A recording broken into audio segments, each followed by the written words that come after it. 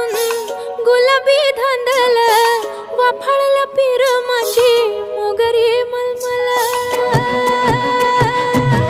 उन उन वाटातून गुलाबी धांदले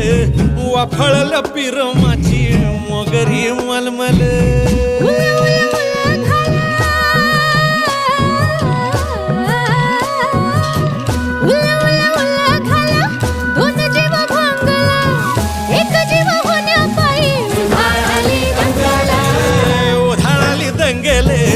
जीव घेणी दंगेले वाफाळल्या पीर माझी मोगरी मलमले